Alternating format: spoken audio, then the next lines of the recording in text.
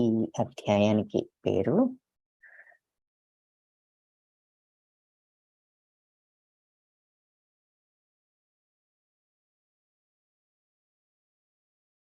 మొదటి ఫ్యూ శ్లోకాస్ కొంచెం శ్రద్ధగా వినాలి, తర్వాత అప్పుడు అర్థం చేసుకోవటం ఈజీ అవుతుంది. ఓం అజ్ఞానతిమిరాంధస్య జ్ఞానాంజనశలాకయా చక్షురున్మిళితం యేన తస్మై శ్రీ గురవే నమః. నమో విష్ణుపాదాయ కృష్ణప్రేష్ఠాయ భూతలే శ్రీమతే భక్తివేదాంత స్వామినితి నామినే. నమస్తే సరస్వతీ దేవి గౌరవాణి ప్రచారిణే నిర్విశేష శూన్యవాది పాశ్చాత్య దేశధారిణే.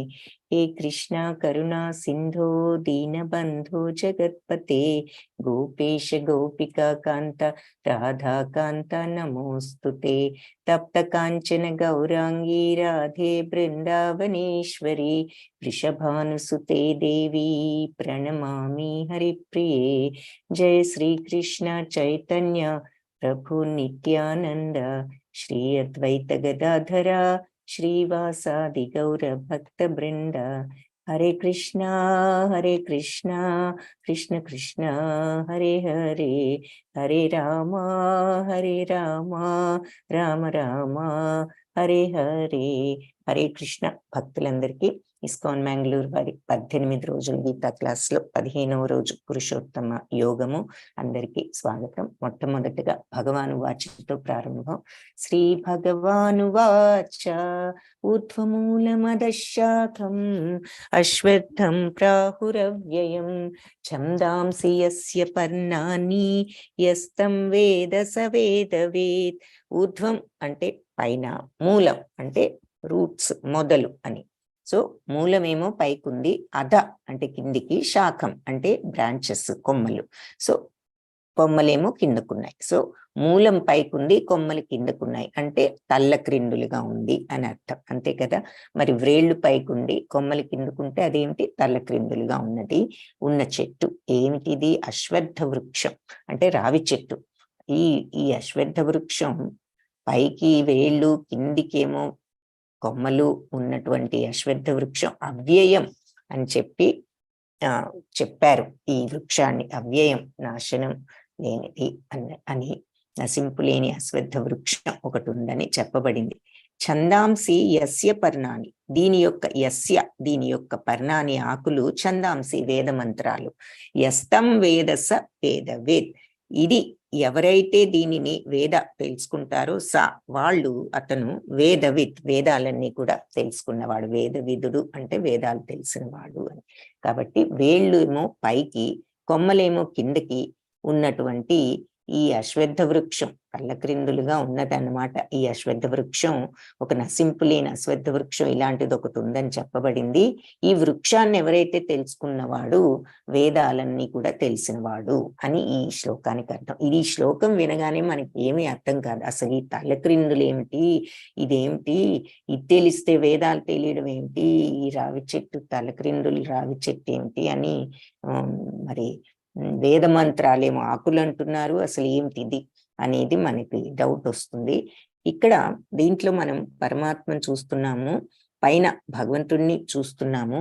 సో దీని అర్థం ఏమిటి అంటే, మరి నీటిలో ఇది ప్రతిబింబిస్తోంది. అప్పుడు ఏదైనా మనకి భౌతిక ప్రపంచంలో తల్లక్రిందులుగా ఉన్న చెట్టు ఎక్కడ కనిపిస్తుంది? నీటిలో ప్రతిబింబించినప్పుడు కనిపిస్తుంది. ఏదైనా ఒక ఒడ్డున ఒక చెట్టు ఉందనుకోండి, ఒక చెరువో లేకపోతే నదో ఏదో ఉంది, దాని ఒడ్డున ఒక చెరువు ఉంటే మనం నీళ్ళల్లో చూస్తే తల్లక్రిందులుగా కనిపిస్తుంది. సో నీటిలో రిఫ్లెక్షన్ ఎప్పుడు కూడా తల్లక్రిందులుగా ఉంటుంది, ప్రతిబింబం. కాబట్టి ఈ చెట్టు కూడా ఒక ప్రతిబింబం అన్నమాట. దేంట్లోనూ ఇది రిఫ్లెక్ట్ అవుతోంది. ఫస్ట్ పాయింట్ ఇది ఒక ప్రతిబింబం, సెకండ్ పాయింట్ ఇది రిఫ్లెక్ట్ అవుతోంది దేంట్లోనూ. సో దేనికి ప్రతిబింబము, దేనిలో రిఫ్లెక్ట్ అవుతోంది అని గనక మనం చూసినట్లయితే, సో ఇది కోరిక. ఫస్ట్ ఆఫ్ ఆల్ ఇది భౌతిక ప్రపంచం అంటే ఆధ్యాత్మిక ప్రపంచానికి ప్రతిబింబము. రిఫ్లెక్ట్ అయి ఉన్నది కాబట్టి తల్లక్రిందులుగా ఉంది. కానీ ఇది దేనికి ప్రతిబింబము అంటే ఆధ్యాత్మిక ప్రపంచానికి ప్రతిబింబం. ఏది? భౌతిక ప్రపంచం అన్నమాట. ఇది తల్లక్రిందులుగా ఉంది. పైన చెట్టు మరి నీళ్ళల్లో తల్లక్రిందులుగా ఉంది. సో ఇది కూడా తల్లక్రిందులుగా ఉంది కాబట్టి దేనిదో ప్రతిబింబం. ఇది రిఫ్లెక్షన్. తల్లక్రిందులుగా ఉండేది ఏమిటి? రిఫ్లెక్షన్ అంటే ప్రతిబింబం. సో ఇది తల్లక్రిందులుగా ఉంది అంటే దేనికో ప్రతిబింబం అయి ఉంటుంది. దేనికి ప్రతిబింబం? ఆధ్యాత్మిక వృక్షానికి ప్రతిబింబం అన్నమాట. సో అది ఫస్ట్. దేనికి ప్రతిబింబం అంటే ఆధ్యాత్మిక ప్రపంచానికి. ఎందులో రిఫ్లెక్ట్ అయ్యి ఇలా ప్రతిబింబం కనిపిస్తోంది? మామూలు ఇక్కడ ఈ చెట్టు ఏమో నీళ్ళల్లో రిఫ్లెక్ట్ అయింది కాబట్టి నీళ్ళల్లో ప్రతిబింబం కనిపిస్తుంది. ఇది ఎందులో రిఫ్లెక్ట్ అయ్యి ప్రతిబింబం కనిపిస్తోంది? భౌతిక ప్రపంచం అనే ప్రతిబింబం అంటే కోరిక అనే నీటిలో ప్రతిబింబించి ఇది ఇలా తలక్రిందులయ్యింది. సో ఇదే ఈ బొమ్మ చూసి ఊహించుకోండి. పైది ఆధ్యాత్మిక ప్రపంచం అయితే కోరిక అనే నీటిలో ప్రతిబింబించి ఈ ఆధ్యాత్మిక చెట్టు ఇలా తల్లక్రిందులుగా ఉన్నది అని అర్థం.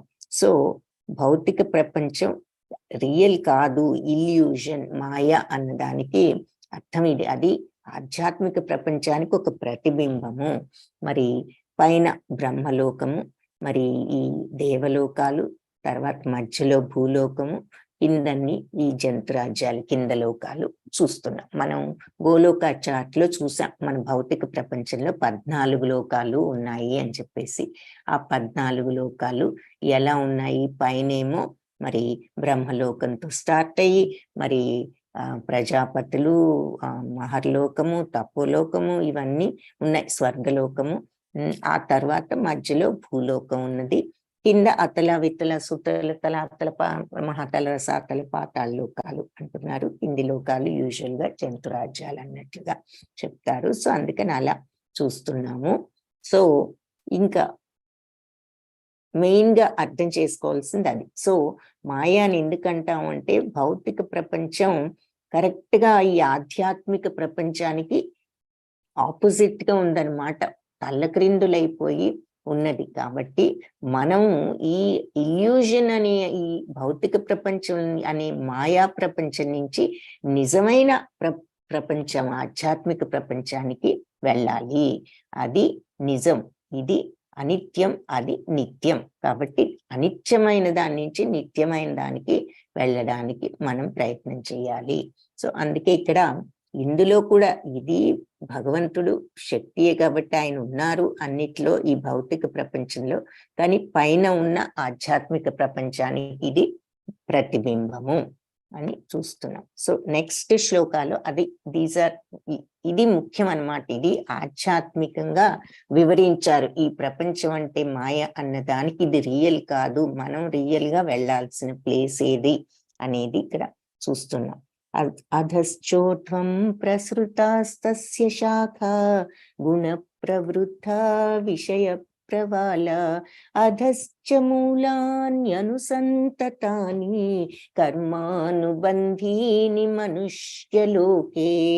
అధశ్చోర్ధ్వం అంటే అధ చ మరియు ఊర్ధ్వం పైన, కింద మరియు పైకి, కిందికి మరియు పైకి, ప్రసృతాస్తస్య అంటే అభివృద్ధి చెందుతూ ఉన్నాయి, పెరుగుతూ ఉన్నాయి.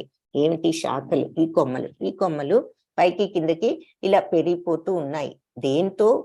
ఒక చెట్టు మామూలుగా దేంతో పెరుగుతుంది? నీటితో పెరుగుతుంది. ఇది దేంతో పెరుగుతుందట? గుణ ప్రవృద్ధ విషయ ప్రవాల. ఇది 3 గుణాలతోనూ పోషించబడుతోంది. ఈ చెట్టుకి నీరు కాదు అవసరం, 3 గుణాలు దీనిలా పెంచుతున్నాయి, సత్వరజస్ తమో గుణాలు. మరి అవి పెరుగుతూ విషయ ప్రవాళ, దీని యొక్క కొమ్మలన్నీ కూడా ఏమిటంట? ఇంద్రియ విషయాలు. అంటే మరి మనం చూసాం కదా, ఈ శబ్దరూప స్పర్శ రసగంధాలతో మనకు అన్ని ప్రలోభాలు, అది కావాలి, ఇది కావాలి, ఇది కనిపించింది, లేదా ఇది విందాము, లేదంటే ఈ వాసనలు చూసాము, అది తిందాం, ఇది తిందాం, ఏదో చేద్దాం, ఇవన్నీ కూడా ఇంద్రియ విషయాలు, ఇంద్రియాలు చూపించే ప్రలోభాలు ద్వారా వచ్చిన కోరికలు. కాబట్టి కొమ్మలన్నీ ఆ ఇంద్రియ విషయాలు, అంటే మనకు ఈ ఇంద్రియాలు చూపించే ఈ విషయాలన్నీ. ఇవి ఎందుకు పెరుగుతున్నాయి? గుణాలు వలన పెరుగుతున్నాయి. మరి మనకి సత్వగుణం ఉంటే మంచి ఇంద్రియ విషయాలు స్వీకరిస్తాం, రజోగుణం ఉంటే ఈ కోరికలతో సెల్ఫిష్ గా ఉండే ఇంద్రియ విషయాలు స్వీకరిస్తాం, తమో గుణంలో ఉంటే అజ్ఞానంతో మనం అధఃపాతాళానికి వెళ్ళేటటువంటి విషయాలు స్వీకరిస్తాం. కాబట్టి మనకు ఉన్నటువంటి సత్వ రజస్తమో గుణాలు బట్టి ఈ కొమ్మలు ఇలా విపరీతంగా అన్ని డైరెక్షన్స్ లో ఇలా పెరిగిపోతున్నాయి. ఈ గుణాల వల్ల ఈ ఇంద్రియ కోరికలు, ఇంద్రియ విషయాల మీద ఆసక్తి, మోజు ఇలా పెరిగిపోతున్నాయి. అది సూచిస్తుంది ఈ కొమ్మలు ఇలా తలక్రిందులుగా పెరిగిన ఈ కొమ్మలు అని చెప్తున్నారు. ఈ వృక్షం వేళ్ళు ఎలా ఉన్నాయట, మరి కింది ముఖంగా కూడా వెళ్తూ ఇది మరి అన్ని వైపులా ఇలా ముడులు వేసేసినట్టు ఉంటాయి. మరి చెట్టు, పెద్ద పెద్ద చెట్ల రూట్స్ అది ఎలా ఉంటుంది అంటే ఈ కామ్యకర్మల వల్ల మనకి ఎలా బంధాలు ఏర్పడుతున్నాయో దానిని సూచిస్తున్నాయి. అంతే కదా, ఈ భౌతిక ప్రపంచంలో మనం కర్మలు ఎప్పుడైతే మామూలుగా ఆసక్తితో ఫలాపేక్షతో చేస్తూ ఉంటాం కాబట్టి అది కావాలి ఇది కావాలనే కోరికతో ఫలాపేక్ష లేకుండా చేయటానికి సాధన చేస్తే ఆ స్థితికి వస్తాం. కానీ మామూలుగా అందరూ కూడా ఎక్కువగా ఫలాపేక్షతో చేసినప్పుడు కర్మబంధాలు అందుతాయి. కాబట్టి ఆ కామ్య కర్మల వల్ల అంటే కర్మబంధాలని సూచిస్తున్నాయి ఈ వ్రేళ్ళు అని చెప్పి ఈ శ్లోకంలో చెప్తున్నారు. సో ముఖ్య విషయాలు ఏమిటి అంటే, ఫస్ట్ దీని యొక్క మరి ఇది తల్లక్రిందులుగా ఉన్నది అన్నది దేనికి తల్లక్రిందులుగా ప్రతిబింబం లాంటిది. దీని ఆకులన్నీ వేద మంత్రాలు అని చెప్పారు. తర్వాత దీని కొమ్మలన్నీ ఇంద్రియ విషయాలు. దేంతో పెరుగుతుంది ఈ చెట్టు, ఈ కొమ్మలన్నీ అంటే సత్వరజస్తమో గుణాలతో పెరుగుతోంది. గుణ ప్రవృద్ధ, గుణాలతో ఇలా వృద్ధి చెందుతోంది ఈ చెట్టు అని చెప్తున్నారు. ఇది ప్రతిబింబం. దేనికి ప్రతిబింబం అంటే ఆధ్యాత్మిక ప్రపంచానికి. పైన భగవంతుడు ఇక్కడ కనిపిస్తున్నారు, ఆధ్యాత్మిక ప్రపంచం గోలోకంలో. సో అది దానికి ప్రతిబింబము. దేంట్లో ప్రతిబింబిస్తుంది అంటే కోరిక అనే నీటిలో ప్రతిబింబిస్తుంది. సో ఈ భౌతిక ప్రపంచం మొత్తం కూడా ఎందుకు ఇలా తలక్రిందులైంది అంటే కోరిక వలన అన్నది ఇక్కడ ముఖ్యమైన పాయింట్. ఆ కోరిక అనేది ఎంతటి మాయలో పడేస్తుంది. దాంతోనే మరి ఇంద్రియాలు ఇవన్నీ సత్వరజస్తమో గుణాలను అరివర్చుకుని మనం ఇంద్రియ ప్రలోభాలకు గురి కావటమే ఈ బ్రాంచెస్ అటు ఇటు గుణాలతో పోషించబడి వృద్ధి చెందటం అని అర్థం.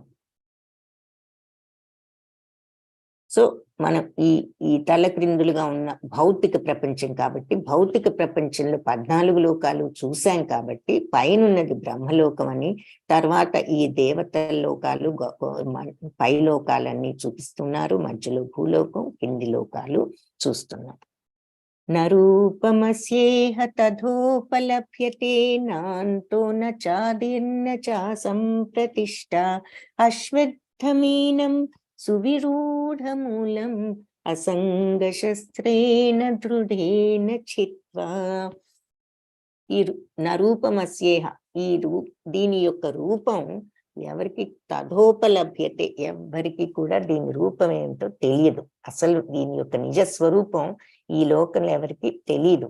నా అంతో, దీనికి అంతం లేదు. నచ ఆది, మరియు ఆది బిగినింగ్ కూడా లేదు. నచ సంప్రతిష్ఠ, మధ్య కూడా ఎవరికి తెలియదు. దీని బిగినింగ్ ఎక్కడో ఎండ్ ఎక్కడో ఎవరికి కూడా ఎవరు తెలుసుకోలేరు. అశ్వత్థమీనం, ఈ అశ్వత్థ వృక్షాన్ని సువిరూఢ మూలం, సువిరూఢంగా మూలంతో సహా అసంగ శస్త్రేణ అంటే డిటాచ్మెంట్ అనేటటువంటి అసంగత్వం అనే ఆయుధంతో అస్త్రంతో అంటే డిటాచ్మెంట్ అంటే రాగద్వేషాలు లేకుండా, అసంగత్వం అంటే అది డిటాచ్మెంట్. అలాంటి అస్త్రంతో దృఢైన చిత్వ, దృఢ చిత్తంతో, పట్టుదలతో, శ్రద్ధతో నరికివేయాలి. సో ఇటువంటి అశ్వత్థ లోతుగా మరి సువిరూఢ మూలం, మంచి లోటుగా బలంగా నాటుకుని ఉంది ఈ చెట్టు. దీనిని అసంగ శస్త్రే, డిటాచ్మెంట్. ఎందుకు ఇది కోరికతో, ఇలా కోరికలో ప్రతిబింబిస్తోంది. సత్వరజస్తమో గుణాలతో, ఈ ఇంద్రియ ప్రలోభాలతో ఇలా చెట్లు బ్రాంచెస్ అన్ని ఇలా పెరిగిపోతున్నాయి, కోరికలు గుణాలను బట్టి ప్రలోభాలతో. కాబట్టి ఎలా మనం దీన్ని కట్ చేయాలి, వేళ్లతో సహా, అంటే అసంగ శస్త్రేణ, డిటాచ్మెంట్ అనేటటువంటి ఆయుధంతో, దృఢ చిత్తంతో ఈ బలంగా పెరిగిన ఈ అశ్వత్థ వృక్షాన్ని మనం నరికివేయాలి. సో ఈ వృక్ష నిజ రూపం లోకంలో ఎవరికి తెలీదు, దాని ఆది మధ్య అంతాలు ఎక్కడ అనే విషయం ఈ లోకంలో ఎవరూ తెలుసుకోలేరు. కానీ లోతుగా నాటుకున్న వేళ్లతో విలసిల్లుతున్న ఈ అశ్వత్థ వృక్షాన్ని వైరాగ్యం అనే ఖడ్గంతో ఖండించి వేయాలి అని చెప్పారు ఈ శ్లోకంలో. నెక్స్ట్, తత పదం తత్ పరిమార్గితవ్యం యస్మిన్ గతానా నివర్తంతి భూయః తమేవ చాద్యం పురుషం ప్రపద్యే యత ప్రవృత్తి ప్రసృతా పురాణి. తత పదం తత్పరిమార్గితవ్యం, ఆ తర్వాత మళ్ళీ యస్మిన్ గతాన, ఎక్కడికైతే వెళ్తే నా నివర్తంతి, మళ్ళీ నివర్తంతి అంటే తిరిగి రావటం, నా నివర్తంతి అంటే తిరిగి రాకుండా ఉండటం. ఎక్కడికి వెళ్తే మళ్ళీ, భూయ అంటే మళ్ళీ, మరలా అని అర్థం. ఎక్కడికి వెళ్తే మళ్ళీ తిరిగి రాకుండా ఉంటాము, తతః పదం, అటువంటి పరమ పదాన్ని వెతుక్కోవాలి. తతః పదం తత్పరిమార్గితవ్యం, అటువంటి మార్గాన్ని, పరమ పదాన్ని వెతుక్కోవాలి. ఎటువంటి పరమ పదం అంటే ఎక్కడికి వెళ్తే మళ్ళీ తిరిగి రాకుండా ఉంటామో అటువంటి పరమ పదాన్ని వెతుక్కోవాలి అని చెప్తున్నారు. తమేవ చాద్యం పురుషం ప్రపద్యే, ఈ ఆది పురుషుడు, ఎవరి నుంచి అయితే ఆది సోర్సు అయినటువంటి ఆ పురుషుణ్ణి శరణు వేడాలి. యత ప్రవృత్తి ప్రసృత పురాణి, ఎవరి నుంచి సమస్తము కూడా వ్యాపించి మరి పెరిగిందో ఇదంతా ఈ జగత్తు, అలాంటి పరమ పురుషుణ్ణి శరణు వేడాలి అని చెప్తున్నారు. సో ఎవరి తరువాత వృక్షాన్ని నరికివేసిన తర్వాత పునర్జన్మ లేకుండా చేసే, ఎక్కడికి వెళ్తే మళ్ళీ మనకి పునర్జన్మ ఉండదో, తిరిగి రాము, అలాంటి పరమ పదాన్ని వెతుక్కోవాలి. ఎలా వెతుక్కుంటామంటే ఎవరి నుంచి సమస్తము ఆరంభమైందో, ఎవరి నుంచి అనంతకాలంగా ఈ సమస్తము వ్యాపించి ఉందో అలాంటి పరమ పురుషుణ్ణి శరణు వేడాలి అని చెప్తున్నారు. కాబట్టి ఈ వృక్షం యొక్క నిజ స్వరూపం ఎవరికి తెలీదు, దీని ఆది మధ్య అంతాలు ఎక్కడనే విషయం కూడా లోకంలో ఎవరు తెలుసుకోలేరు. కానీ లోతుగా నాటుకుని ఇలా వేలతో విలసిల్లుతున్న ఈ అశ్వత్థ వృక్షాన్ని వైరాగ్యము, డిటాచ్మెంట్ అనే ఖడ్గంతో ఖండించి వేయాలి, దృఢ చిత్తంతో, పట్టుదలతో. తరువాత పునర్జన్మ లేకుండా చేసే, ఎక్కడికి వెళ్తే మళ్ళీ పునర్జన్మ తిరిగి రాము, పునర్జన్మ లేకుండా ఉంటుందో అలాంటి పరమ పదాన్ని వెతుక్కోవాలి. ఎవరి నుంచి సమస్తం ప్రారంభమైందో, ఎవరు అంతటా వ్యాపించి ఉన్నారో అలాంటి పరమ పురుషుణ్ణి శరణు వేడాలి అని చెప్తున్నారు. సో డిటాచ్మెంట్, ఈ భౌతిక ప్రపంచంలో అనేటటువంటి ఈ మాయను మనం డిటాచ్మెంట్ తో ఖండించి వేసి భగవంతుణ్ణి శరణు వేడినప్పుడు మనం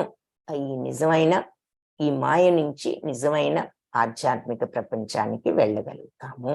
మోక్షం, మళ్ళీ ఎక్కడికి వెళ్తే తిరిగి ఇక్కడికి రామో ఈ మాయలోకి, అలాంటి ప్లేస్ కి అలా వెళ్ళాలి అంటే ఇది చెయ్యాలి. డిటాచ్మెంట్ అనే దాంతో దాన్ని నరికివేసి మళ్ళీ భగవంతుణ్ణి శరణు వేడితే మనకు మళ్ళీ ఇక్కడికి వచ్చే అవసరం ఉండదు. నిర్మాణ మోహాజిత సంగదోష ఆధ్యాత్మ నిత్యా వినివృత్త కామ ద్వంద్వైర్విముక్త సుఖ దుఃఖ సంజ్ఞై గచ్చంత్యమూఢా పదమవ్యయం తత్. నిర్మాణ మోహం అంటే మిథ్య, ఈ ఆర్టిఫిషియల్ గొప్పతనం అంటే అహంకారం. జిత సంగదోష, సంగదోషాలను, అహంకారాన్ని జయించిన వాడు. ఆధ్యాత్మ నిత్య, ఎప్పుడు ఈ ఆధ్యాత్మిక మార్గంలో ఉంటూ వినివృత్త కామ అంటే కోరికలను వదిలిపెట్టిన వాడు.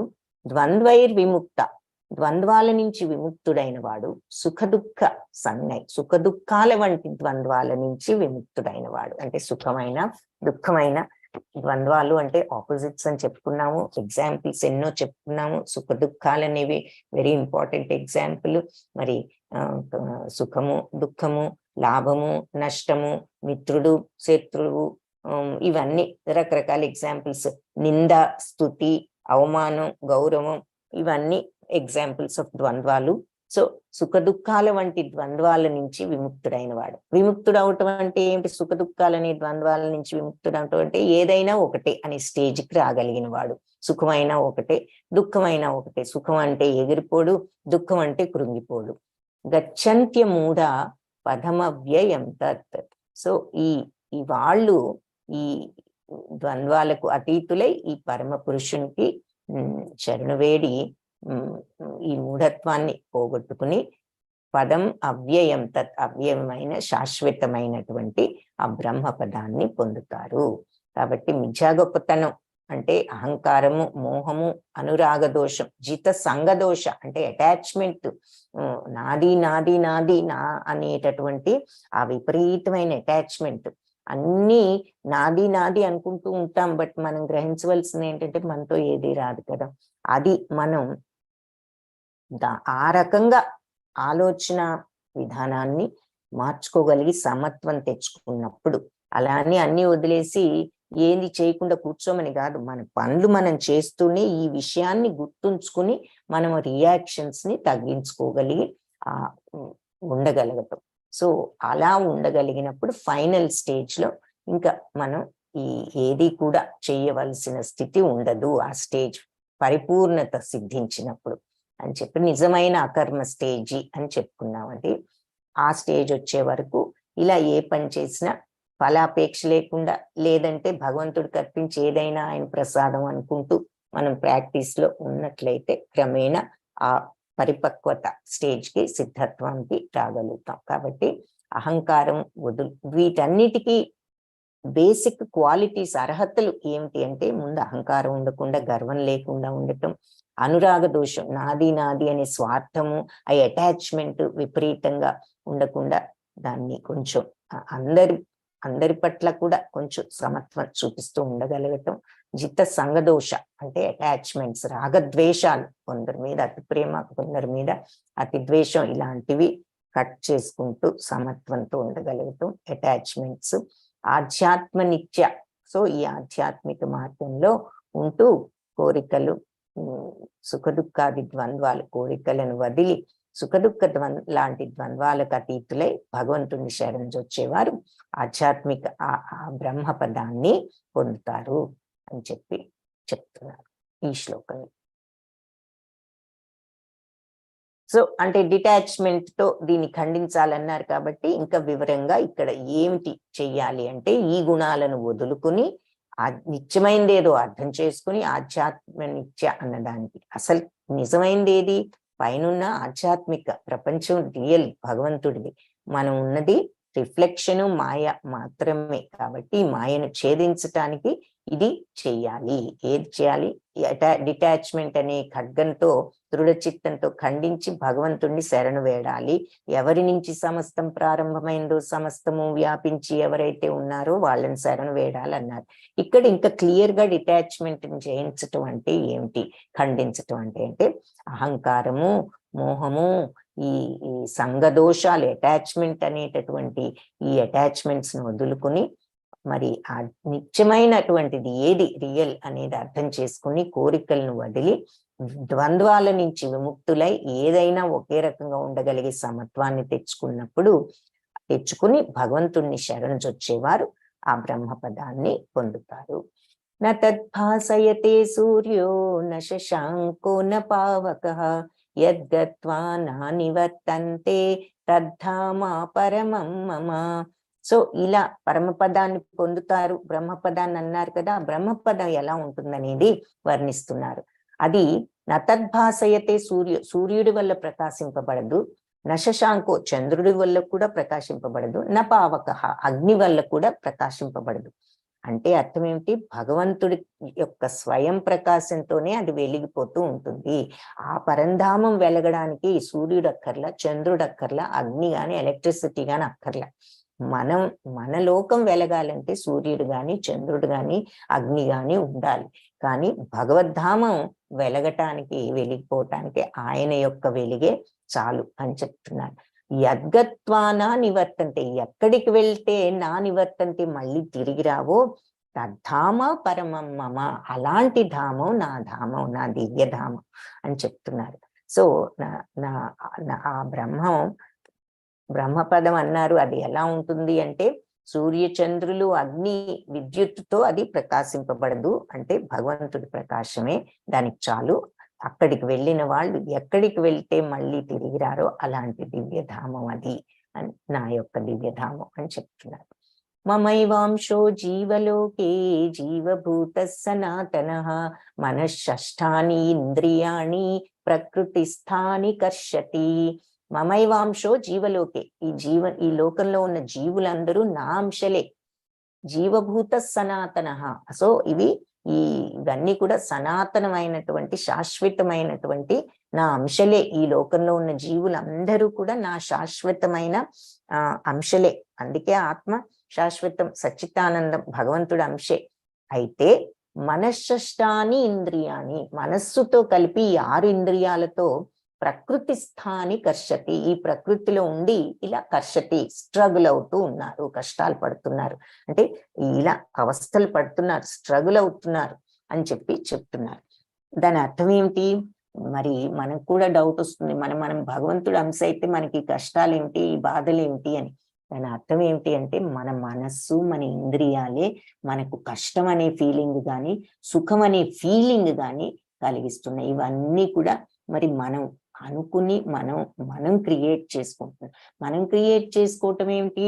మనకు నష్టం వచ్చినప్పుడు, మరి ఏదైనా ప్రాబ్లం ఉన్నప్పుడు అది కష్టం కాదా అంటే అది, అందుకే ఆ సమత్వాన్ని ప్రాక్టీస్ చేయాలి. తరువాత మోస్ట్ ఆఫ్ ద కష్టాలు ఫీలింగ్స్ ఎందుకు వస్తాయి? మనకు కోపం వచ్చి అవతల వాళ్ళు మన మాట వినడం లేదనుకున్నప్పుడు, మన మాట చల్లడం లేదనుకున్నప్పుడు, ఆ కంట్రోల్ మెంటాలిటీతో మనమే కరెక్ట్ అనుకుని అవతల వాళ్ళు వినడం లేదనుకున్నప్పుడు, ఇవన్నీ కూడా ఏమిటి? కోరిక. నా మాటే చెల్లాలి, నా కోరిక అని most of them are attached to కోరిక. సో ఏదో ఒక కోరిక. సో ఇవన్నీ మన మనస్సు ఇంద్రియ ప్రలోభాల వల్ల మనకు వచ్చే ఫీలింగ్స్ అని చెప్తున్నారు. ఎవరైతే ఇవన్నీ కూడా మరి ఆ స్టేజ్కి వెళ్ళగలుగుతారో, మరి అహంకారాన్ని వదిలి అనురాగ దోషాన్ని, అంటే ఈ రాగద్వేషాలు జయించి అందరూ ఒకటే అనుకునే స్థితికి, అన్ని సమయాల్లో ఒక రకంగానే ఉండగలిగినప్పుడు, ఈ కోరికలు వదిలినప్పుడు, సుఖ దుఃఖాలలో మనం సమత్వంతో ఉండగలిగినప్పుడు, భగవంతుణ్ణి శరణు వేడినప్పుడు మనకు ఏది కూడా కష్టమని అనిపించదు అన్నది ఇక్కడ ఆన్సర్ అన్నమాట.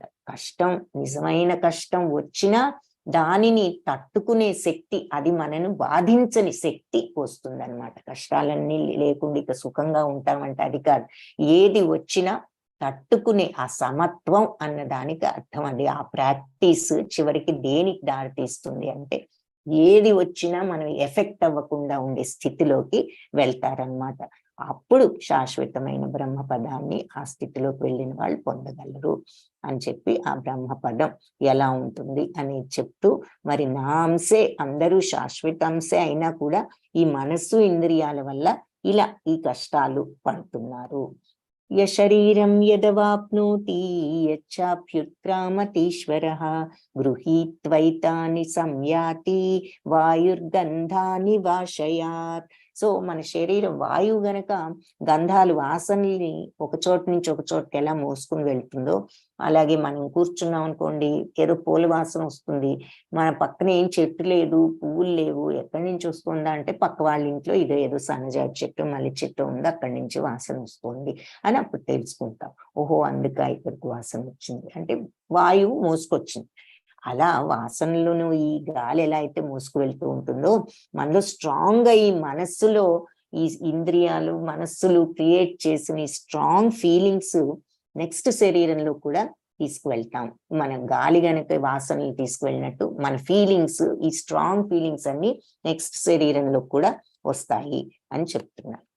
శ్రోత్రం చక్షుస్పర్శనం చ రసనం ఘ్రాణమేవ చ అధిష్ఠాయ మనశ్చాయం ఉపసేవతే.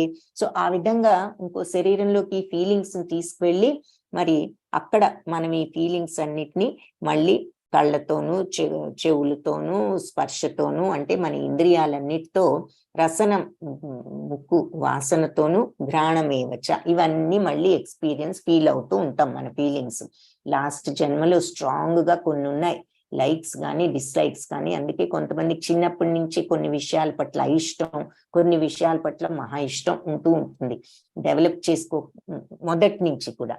అలా అవి ఎక్కడి నుంచి వచ్చాయి, అందుకే మన వాళ్ళు వాసనలు ఎక్కడికి పోతాయి అంటారు. సో ఈ వాసనలు అంటే ఇదనమాట, గాలి మోసుకు వాసనలాగా పూర్వజన్మ నుంచి మనకు వచ్చిన ఈ స్ట్రాంగ్ ఫీలింగ్స్. అందుకే మనస్సులో ఈ ఫీలింగ్స్ అన్నెసెసరీ, దీనివల్ల ఉపయోగం లేదు. మనస్సును క్లీన్ గా ఉంచుకోండి అంటే ముందు మంచి ఆలోచనలతో ఉంచుకోవాలి. ఆ తర్వాత అసలు అన్నెసెసరీ థాట్స్ వేస్ట్, ఇది ఇది అది ఇది ఇది అని ఒక స్ట్రాంగ్ అభిప్రాయాలతో ఉన్నందువల్ల లాభం ఏమీ లేదు. ఏదైనా ఒకటే అనేటటువంటి ఆ ఈక్వానిమిటీ, ఆ రియాక్షన్ లేకుండా ఉండటాన్ని డెవలప్ చేసుకోమన్నది ఈ రీజన్ కి. ఆ స్ట్రాంగ్ లైక్స్ డిస్లైక్స్ తోనే ఉన్నాం అనుకోండి, ఈక్వానిమిటీ లేకుండా, అవి నెక్స్ట్ జన్మలో కూడా వస్తాయి. వచ్చినాయి అంటే అర్థం ఏమిటి, ఆ లైక్స్ డిస్లైక్స్ తోనే పనులు చేస్తాము, మళ్ళీ బంధాలు చుట్టుకుంటాయి. కాబట్టి ఈక్వానిమిటీతో ఉండి క్లీన్ గా ఉన్నప్పుడు మన పలక శుభ్రంగా ఉండి ప్రతిఫలాపేక్ష లేకుండా పనిచేసినప్పుడు మన కర్మబంధాలు అంటకుండా మనం ఆ రకంగా ముక్తిని పొందొచ్చు. సో ఈ ఫీలింగ్స్ అన్ని మళ్ళీ వేరే శరీరానికి తీసుకువెళ్ళి మళ్ళీ కొత్తగా వచ్చిన ఆ శరీరంతో అందులో ఉన్న చెవి కళ్ళు ముక్కు వాటితో మళ్ళీ ఇదే ఫీలింగ్స్ ఎక్స్పీరియన్స్ చేస్తూ ఉంటాము. సో మనకు నచ్చినవి చూస్తాం, మనకి నచ్చినవి వింటాం. మనకి అంత స్ట్రాంగ్ గా ఇదివరకు నుంచి వచ్చిన ఫీలింగ్స్ అనమాట. మనకి ఏదైనా వాసనలు ఏది ఇష్టమైతే అదే ఇష్టమైతే, అంటే ఉదాహరణకి ఏదైనా డ్రగ్స్ స్మెల్ చేసే ఉంటుంది, టొబాకో స్మెల్ చేస్తారు కొందరు, అలాంటి అలవాట్లు ఉన్నాయి అనుకోండి, అంత స్ట్రాంగ్ గా ఉన్నప్పుడు నెక్స్ట్ జన్మలో కూడా అది రావచ్చు. ఆ వాసన ఇష్టం అనుకున్నప్పుడు మళ్ళీ దాని మీదే ఇంట్రెస్ట్ ఉండొచ్చు. సో ఏదైనా ఇదొక ఎగ్జాంపుల్. బట్ కొంతమందికి చిన్నప్పటి నుంచి నీరంటే భయంగా ఉంటుంది, కొంతమందికి మరి మంచి కొన్ని ఇష్టం, గుడ్ థింగ్స్ కూడా ఉండొచ్చు, బట్ అటాచ్మెంట్ ఉంటుంది గుడ్ కైనా బ్యాడ్ కైనా. సో ఆ అటాచ్మెంట్ ఉన్నంత వరకు మనకి మోక్షం అనేది ఉండదు. కాబట్టి మరి కొంతమందికి చిన్నప్పటి నుంచే చాలా చిత్రలేఖనం మీద ఇంట్రెస్ట్ ఉండొచ్చు, మ్యూజిక్ మీద ఉండొచ్చు, డాన్స్ మీద ఉండొచ్చు. ఇలా అందుకే చిన్నప్పటి నుంచే బొమ్మలు బాగా వేయడం, లేదంటే కొన్ని ఇన్స్ట్రుమెంట్స్ బాగా వాయించగలగటం, ఇటువంటివి చూస్తూ ఉంటాము. సో ఇక్కడ పాయింట్ ఏమిటి అంటే, అంత స్ట్రాంగ్ ఫీలింగ్స్ తో ఉండటం ఎందుకు ఉపయోగకరం కాదు అంటే, ఏదైనా స్ట్రాంగ్ ఫీలింగ్స్ మంచిది కాదు. నెక్స్ట్ జన్మలో కూడా మీరు అవి తీసుకువెళ్ళి ఇలాగే మళ్ళీ ఆ కొత్త బాడీలో కూడా ఇదే లైఫ్ కంటిన్యూ అవుతూ మీకు మళ్ళీ మోక్షం అనేది ఉండదు. కాబట్టి మైండ్ లో ఆ ఫీలింగ్స్ ని మెల్లమెల్లగా సడలించుకోండి. ఆ ఇష్టాలు అనే ఫీలింగ్స్ ని తగ్గించుకోండి. ఏదైనా ఒకటే అనే సమత్వాన్ని పెంచుకోండి. ఇది పర్మనెంట్ కాదు, ఇది ఇల్యూజన్. మనం ఈ ఇల్యూజన్ తో, ఈ ఇష్టాలతో, రాగద్వేషాలతో ఉన్నంత కాలం ఈ మాయలోనే ఉంటాము అనేటటువంటి విషయాన్ని తెలుసుకుని డిటాచ్మెంట్ పెంచుకుని ఏదైనా ఒకటే అనే సమత్వాన్ని పెంచుకుంటూ సాధన చేస్తూ ఉన్నప్పుడు మరి ఈ స్టేజ్ కి వెళ్ళగలరు అని చెప్తున్నారు. లేదంటే ఇలా నెక్స్ట్ జన్మలో కూడా తీసుకువెళ్ళి కొత్త శరీరంలో కొత్త ఇంద్రియాలతో మళ్ళీ అదే ఫీలింగ్స్, ఆ విధంగా ఇంకొక శరీరాన్ని తీసుకుని మనస్సుతో సహా ఉన్నటువంటి ఈ 5 ఇంద్రియాలతో ఈ ఒక ప్రత్యేకమైన అలాంటి ఇంద్రియ విషయాలని మళ్ళీ అనుభవిస్తాడు అని చెప్తున్నారు. ఎగ్జాంపుల్, ఇప్పుడు పంది గనక ఆ బురద గుంటలో ఉండి బయటికి రాను అన్నట్లు అదే లోకం, అదే నాకు బాగుంది అనుకుంటుంది. అలాగే మనం కూడా ఇంత స్ట్రాంగ్ ఫీలింగ్స్ ఉంటే ఎన్ని జన్మలు ఎత్తినా అదే ఫీలింగ్స్ తో ఉంటూ ఉంటాం, ఇంకా బయట పడలేము ఆ ఫీలింగ్స్ నుంచి. కాబట్టి ఆ ఫీలింగ్స్ ని కూడా సడలించుకోవాలి అంటున్నారు. అంటే ఎవరి మీదైనా ఏదైనా విషయం పట్ల తీవ్ర అయిష్టత ఉన్నా, ఎవరి పట్లైనా తీవ్ర అయిష్టత ఉన్నా, లేదంటే ఎవరి పట్లైనా తీవ్రమైన ప్లస్ అయిన రాగమైనా సరే, ఏదైనా విషయం మీద తీవ్రమైన ఇష్టమైనా సరే అన్ని కంట్రోల్డ్ గా ఉండటం నేర్చుకోవాలి అని మనకి దీన్ని బట్టి అర్థమవుతుంది. ఉత్క్రామంతం స్థితం వాపి భుంజానం వా గుణాన్వితం విమూఢానాను పశ్యంతి జ్ఞానచక్షుషః. సో జీవుడు శరీరాన్ని ఎలా అయితే వదిలిపెడతాడో మరి ఈ ప్రకృతి గుణాలతో ఎలాంటి శరీరం మరి అంతే కదా, మనకు వచ్చే శరీరం ఎలాంటిది నెక్స్ట్ జన్మ, ఈ జన్మలో మనం అలవర్చుకున్న గుణాలతో మనం చేసిన కర్మలను బట్టి మనకు వచ్చిన కర్మబంధాలతో దానికి ఎటువంటి స్థితి రావాలో నెక్స్ట్ జన్మలో ఆ స్థితి వస్తుంది. మనం ఇది 9th చాప్టర్ లో చూసాము, ఇప్పటి వరకు అన్ని చూసాం. కాబట్టి ఈ విషయాన్ని తన శరీరాన్ని ఎలా వదిలి ఈ గుణాల వల్ల మళ్ళీ ఎలాంటి శరీరాన్ని అనుభవిస్తున్నామో మూర్ఖులు తెలుసుకోలేరు. విమూఢా నాను పశ్యంతి, విమూఢులు దీన్ని చూడలేరు, తెలుసుకోలేరు. పశ్యంతి చూడగలరు ఎవరు, జ్ఞానచక్షువులు ఉన్న వాళ్ళు. అంటే జ్ఞానంలో శిక్షణ పొందిన వాళ్ళంటే జ్ఞాన నేత్రాలతో చూడొచ్చు, జ్ఞానం ఉన్న వాళ్ళు అర్థం చేసుకుంటారు. జ్ఞానం లేని మూర్ఖులు ఇది ఏమీ కూడా తెలుసుకోలేరు. ఇక్కడ ఇందాక మనం ఈ ఎగ్జాంపుల్, మెకానిక్ ఉన్నాడు, మనము చూస్తాము, అతను చూస్తాడు ఇంజిన్ వైపు, మనకి ఏమీ అర్థం కాదు, ఇద్దరికి ఒకటే కనిపిస్తుంది. కానీ అతనికి లోపల ఏది రాంగ్, ఏది ఎలా పనిచేస్తుంది, ఏది ఎలా పెడితే కరెక్ట్ గా అది కారు స్టార్ట్ అవుతుందో అతనికి తెలుసు. మనకి అది చూస్తాం కానీ మనకి ఏం అర్థం కాదు. అలాగే జ్ఞానులకు ఈ తత్వం అంతా తెలిసి వాళ్ళు సరి అయిన మోక్ష మార్గంలోకి వెళ్ళగలరు. మరి అజ్ఞానంలో ఉన్న వాళ్ళు ఇది తెలుసుకోలేరు అన్నది ఇక్కడ ఎగ్జాంపుల్.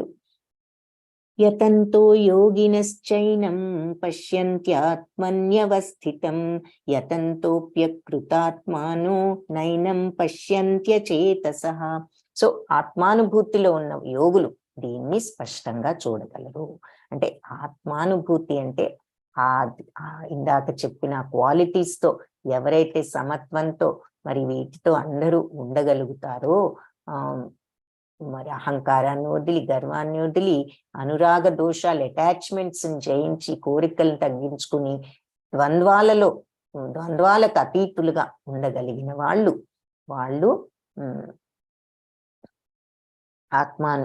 అప్పుడు ఎప్పుడు పరమశాంతిలో ఉంటారు. ఎందుకంటే ఇంకా వాళ్ళకి ఆ స్థితిలో కోరికలు లేనప్పుడు ఏముంటుంది, ఇంకా కలవరం, ఏదైనా ఒకటే అనే సమత్వం తెచ్చుకోగలిగినప్పుడు వాళ్ళప్పుడు ప్యూర్ స్టేజ్ లోకి వెళ్ళి వాళ్ళు ఆత్మానుభూతిని పొందగలరు. కాబట్టి ఆత్మానుభూతిలో ఉన్న యోగులు దీనిని స్పష్టంగా చూడగలరు.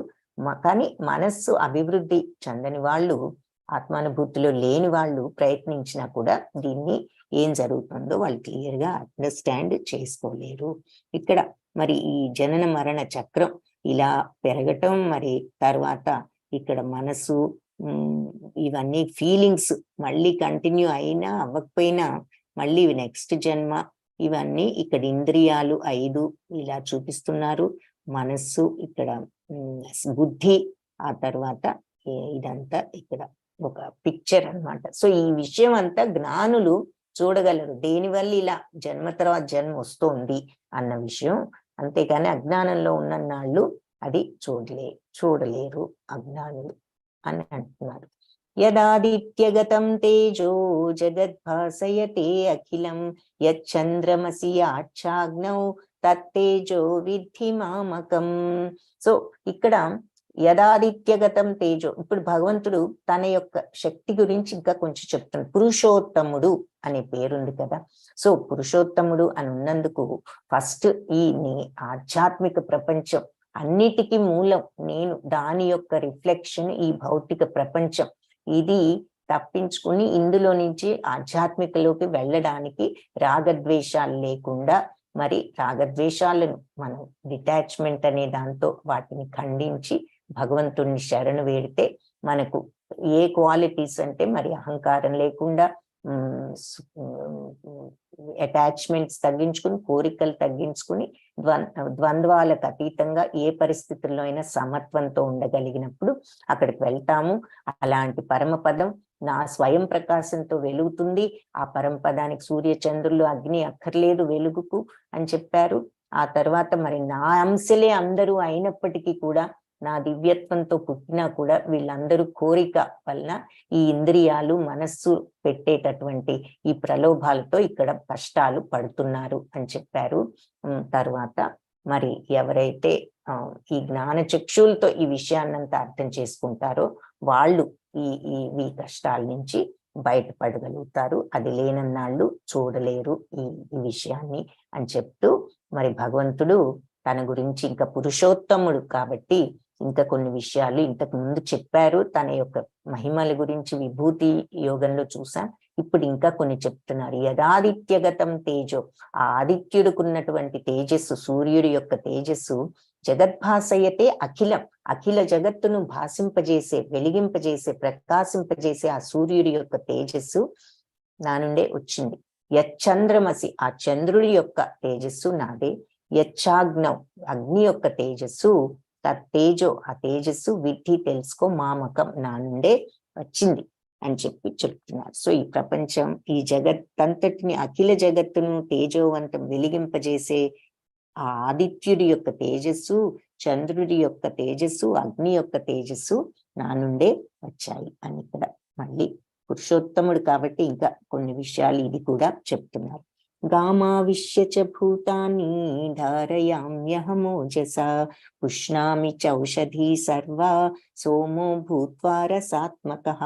సో గామావిశ్య చ భూతాని అంటే ఈ అన్ని గ్రహాల్లోకి నేను ఆవహిస్తాను, అంటే ప్రవేశిస్తాను.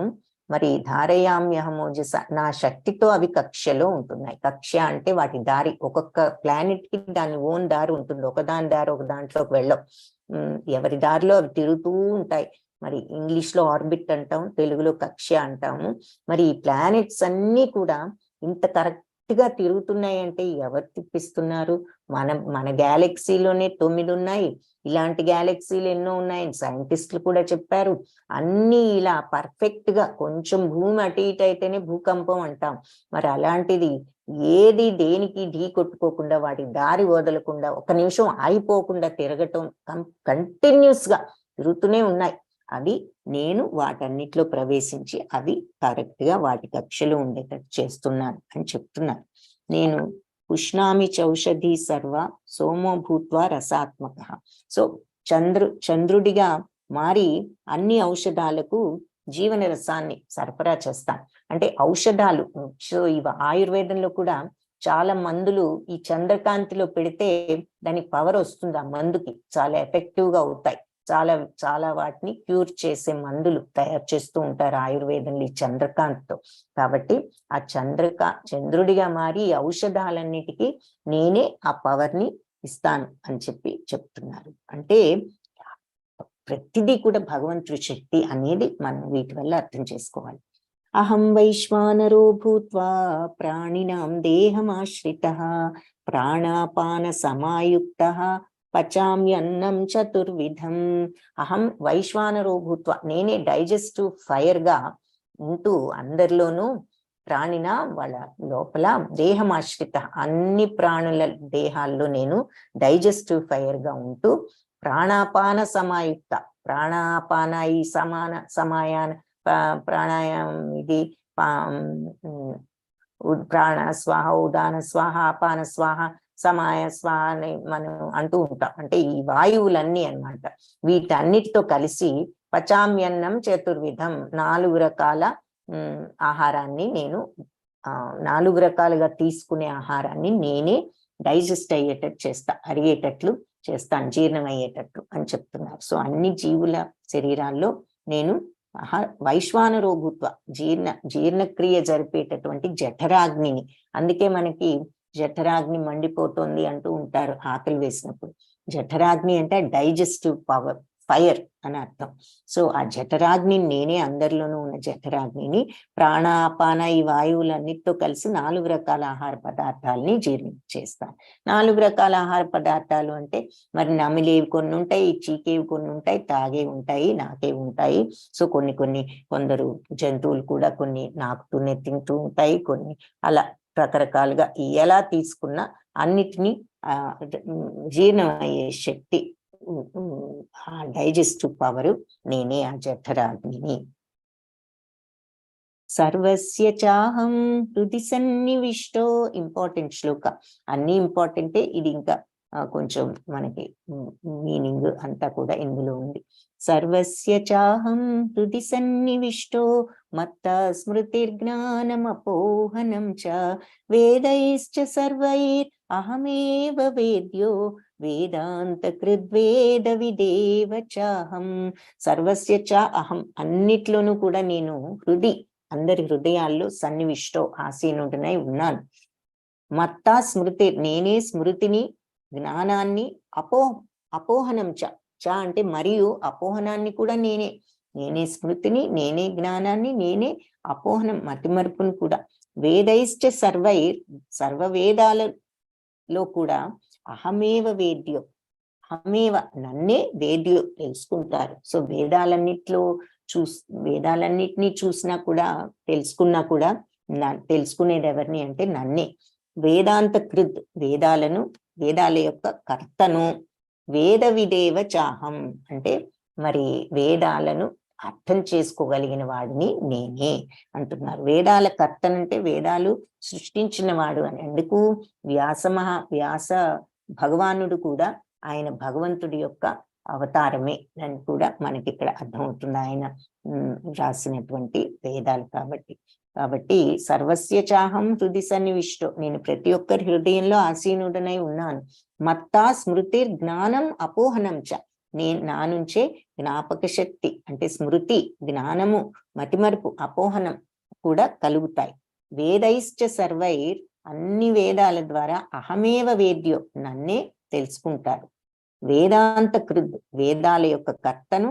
వేద విదేవ చ, వేదాలను తెలుసుకున్న వాడిని. చ అహం, మరియు వేదాలను తెలుసుకున్న వాడిని కూడా అహం, నేనే అని ఈ శ్లోకానికి అర్థం. మరి ఇక్కడ పురుషోత్తముడు ఎందుకు అనేది ఇంకా చెప్తున్నారనమాట మనకి. వేదాంతం అంతా వివరించి ఏ రకంగా మీరు ఉంటే మీరు నన్ను చేరుకోగలుగుతారు, నన్ను చేరుకున్న పరంధామం ఎలా ఉంటుందో, ఎలా వెళ్ళిపోతుందో అదంతా వివరించి, సూర్య చంద్రుల అగ్ని తేజస్సు నాదే, ఈ ప్లానెట్స్ అన్ని నడిపించేది నేనే, మీ యొక్క బాడీలో ఉంటూ మీ బాడీ అంతా పని చేసేటట్లు కరెక్ట్ గా చేసేది నేను. మరి ఎవరు? ఇదంతా తింటున్నావు, బయటకు వస్తోంది, ఎనర్జీ వస్తోంది, వేస్ట్ బయటకు వస్తోంది, ఇన్ని రకాలుగా జరుగుతోంది, అన్నీను ఎవరు చేయిస్తున్నారు? అది నేనే.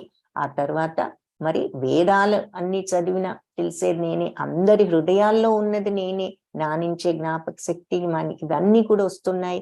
వేదాలు చదివితే తెలిసేది నేనే, వేదాలు కర్తని నేనే, వేదాలన్నీ తెలిసిన వాడిని నేనే అని చెప్పి, ద్వావిమౌ పురుషౌ లోకే క్షరశ్చాక్షర ఏవ చ క్షరః సర్వాణి భూతాని కూటస్థోక్షర ఉచ్యతే. ఈ రెండు రకాల పురుషులు ఈ లోకంలో ఉన్నారు. క్షర మరియు క్షర చ అక్షర, క్షరుడు మరియు అక్షరులు అని రెండు రకాల వాళ్ళు ఉన్నారు. క్షర సర్వాణి భూతాని, క్షరులంటే ఈ జీవరాశులందరూ క్షరుల కింద వస్తారు. కూటస్థోక్షర ఉచ్యతే, మరి ఆధ్యాత్మిక ప్రపంచంలో వాళ్ళందరూ అక్షరుల కింద వస్తారు, నాశనం లేని వాళ్ళు. క్షరులు అంటే నాశనం ఉన్నవాళ్ళు. సో ఈ భౌతిక ప్రపంచంలో ఉన్న వాళ్ళందరూ క్షరులు. ఆధ్యాత్మిక లోకం పైన చూపిస్తున్నారు భగవంతుడి గోలోకం, అందులో భక్తులు, అక్కడికి వెళ్ళిన వాళ్ళు అక్షరులు అంటే వాళ్ళు నాశనం లేని వాళ్ళు. సో ఇక్కడ ఉన్న వాళ్ళందరూ మరి నాశనం అయ్యే వాళ్ళే, అంటే ఎప్పటికొప్పటికి మరి వెళ్ళే వాళ్ళే. వీళ్ళల్లో సజ్జనులు అక్కడికి వెళ్తారు, మామూలు వాళ్ళు మళ్ళీ మళ్ళీ పుట్టారు, ఇంకా తమో గుణంలో ఉన్న వాళ్ళు ఇంకా కింది లోకాలకు కూడా వెళ్ళటం జరుగుతుంది. సో ఆధ్యాత్మిక ప్రపంచంలో వాళ్ళేమో అక్షరులు, భౌతిక ప్రపంచంలో వాళ్ళందరూ క్షరులు అని చెప్పి అంటారు. సో జీవరాశులందరూ క్షరులు అక్షరులు అంటున్నారు. క్షరులంటే పతనం చెందే వాళ్ళు, స్వతంత్రంగా భోగించాలని ఎప్పుడు ఉండే కోరిక ఉన్ననాళ్ళు ఇక భౌతిక ప్రపంచంలోనే ఉంటారు. మరి అక్షరులంటే పతనం చెందని వారు, ఎప్పుడు భగవంతుడితో ఉండాలనే కోరిక, ఆధ్యాత్మిక ప్రపంచాన్ని విడిచిపెట్టని వాళ్ళు. ఉదాహరణ గోపికలు, గోపబాలురు, వాళ్ళకి భగవంతుడు తప్ప ఇంకా ఏది కూడా అక్కర్లేదు కాబట్టి వాళ్ళని ఉదాహరణగా చూపిస్తున్నారు. ఉత్తమ పురుషస్త్వన్యః పరమాత్మేత్యుదాహృతః యో లోకత్రయమావిశ్య బిభత్యావ్యయ ఈశ్వరః. సో ఉత్తమ పురుషుడు ఒకళ్ళు స్వన్యః. సో ఒకరు ఉన్నారు, పరమాత్మ అని చెప్పబడే ఒక ఉత్తమ పురుషుడు ఒకడున్నారు. సో క్షరులు అక్షరులని ఇద్దరున్నారు. వీళ్ళిద్దరితో పాటు ఒక ఉత్తమ పరమాత్మ అని చెప్పబడేటటువంటి ఒక ఉత్తమ పురుషుడు ఉన్నాడు. ఎవరు? యోలోకత్రయం, ఎవరైతే ముల్లోకాలను ఆవహించి ధిభత్య, ఆ లోకాలను భరించి పోషించి అవ్యయ నాశనం లేనటువంటి ఈశ్వరుడు. సో ఈ ఇద్దరితో పాటు ముల్లోకాలను ఆవహించి వాటిని భరించి నాశనరహితుడు అంటే అవ్యయుడు అయిన ఈశ్వరుడు ఒకడు, పరమాత్మ అని చెప్పబడే సర్వోత్తముడైన పురుషుడు ఉన్నాడు అని చెప్తున్నారు. ఈ క్షరులు అక్షరులు కాకుండా ఇటు అన్ని లోకాల్లోనూ ఆవహించి అన్ని లోకాల్ని భరించి పోషించేటటువంటి ఉత్తముడైన పరమేశ్వరుడు, ఈశ్వరుడు అంటే భగవంతుడు అనే ఉత్తమ పురుషుడు ఉన్నాడు. యస్మాక్షరమతీతోహం అక్షరాదపి చోత్తమః అతోస్మి లోకే వేదే చ ప్రథితః పురుషోత్తమః. ఈ క్షరులు ఈ అక్షరులు వీళ్ళిద్దరికీ కంటే కూడా అతీతుడను కాబట్టి, ఉత్తముడను కాబట్టి, అతోస్మి లోకే వేదేచ, కాబట్టి లోకాల్లోనూ మరియు వేదాల్లోనూ కూడా నేను ప్రసిద్ధి చెందాను. ఏమని? పురుషోత్తమ అని నేను ప్రసిద్ధి చెంది ఉన్నాను. సో ఈ క్షర అక్షర ఇద్దరికంటే కూడా నేను అతీతోం అహం, అతీతుడను కాబట్టి నేను అక్షరాదపి, మరి అంటే అక్షరుడు కన్నా నేను అతీతం కాబట్టి ఉత్తముడును కాబట్టి ఈ లోకే వేదేచ, లోకాల్లోనూ వేదాలలోనూ ప్రథిత పురుషోత్తముడునని పేరు పొందాను. క్షరుడు అక్షరుడు ఇద్దరికంటే దివ్యమైన వాడిని, ఉత్తముడిని అవడంతో ఈ ప్రపంచంలో వేదాల్లో పురుషోత్తముడిగా ప్రసిద్ధి చెందాను అని ఇక్కడ మనకు క్లియర్ గా రీజన్స్ అన్ని చెప్తున్నారు. పురుషోత్తమ అనే పేరు.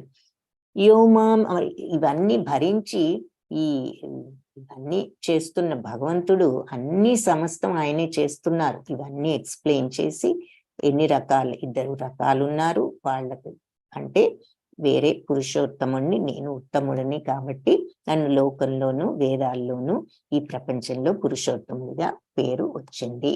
యో మామేవమసమ్మూఢో జానాతి పురుషోత్తమం సర్వవిద్ భజతి మాం సర్వభావేన భారత.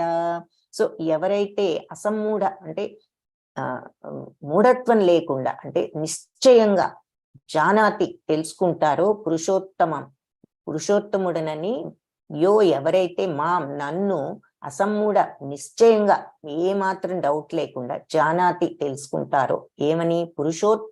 పురుషోత్తముడనని సర్వవిద్ భజతి మాం, వాళ్ళెప్పుడు కూడా నన్ను భజిస్తూ ఉంటారు పూర్తిగా. సర్వభావేన, ఎల్లప్పుడూ కూడా నా పట్ల భక్తితో ఉంటారు. సందేహం లేకుండా నన్ను పురుషోత్తముడని ఎవరైతే అర్థం చేసుకుంటారో తెలుసుకుంటారో వాళ్ళు అన్నీ కూడా తెలిసిన వాళ్ళు నా మీద భక్తితో ఎల్లవేళలా నెలకొని ఉంటారు. ఇతి గుహ్యతమం శాస్త్రం ఇదముక్తం మయా నఘ ఏతద్బుద్ధ్వా బుద్ధిమాన్ స్యాత్ కృతకృత్యశ్చ భారత. సో ఈ గుహ్యతమైన ఈ శాస్త్రాన్ని ఇదముక్తం ఇప్పుడు వెల్లడి చేశాను. నేను అనఘ అంటే పాపరహితుడా, ఈ రహస్య జ్ఞానాన్ని ఇప్పుడు నేను నీకు వెల్లడి చేశాను. ఏతద్బుద్ధ్వా, దీన్ని బుద్ధ్వా అంటే అర్థం చేసుకున్నటువంటి బుద్ధిమాన్ వివేకవంతుడు స్యాత్ కృతకృత్యశ్చ, అతను అన్ని పనులు ప్రయత్నాల్లో కూడా కృతకృత్యుడు అవుతాడు అని చెప్తున్నాను. సో వేద గ్రంథాల్లో ఎంతో రహస్యమైనది ఈ భాగాన్ని ఇప్పుడు నా ద్వారా నీకు వెల్లడి చేశాను. దీనిని ఎవరైతే అర్థం చేసుకుంటారో వాళ్ళు బుద్ధిమానులు అవుతారు, తెలివిగల వాళ్ళయి వాళ్ళ ప్రయత్నాలన్నీ కూడా పరిపూర్ణతను పొందుతాయి. హరే కృష్ణ కృష్ణ కృష్ణ హరే హరే, హరే రామ రామ రామ హరే హరే. వాంఛాకల్పతరుభ్యశ్చ కృపా సింధుభ్య ఏవ చ పతితానాం పావనేభ్యో వైష్ణవేభ్యో నమో నమః. సో ఈరోజు మరి ఇది ఫినిష్ చేసాము. ఇప్పుడు మీకు ఒక విషయం చూపిస్తాను. ఇప్పుడు PDF ఒక ఫ్యూ మినిట్స్ లో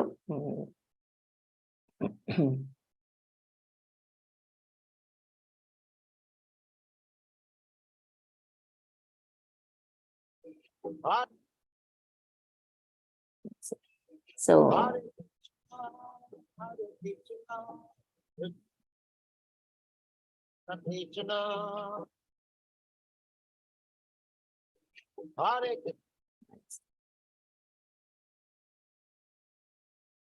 స్క్రీన్ షేర్ చేస్తాను, ఒక్క నిమిషం.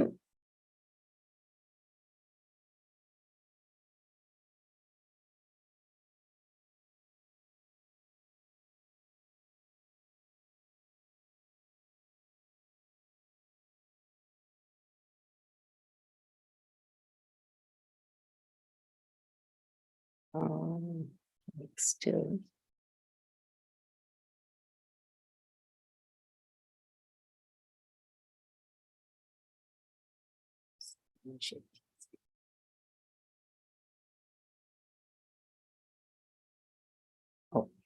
సో ఇస్కాన్ మ్యాంగ్లూరు మరి తరఫున మనం ఈ కోర్స్ తీసుకుంటున్నాం కదా.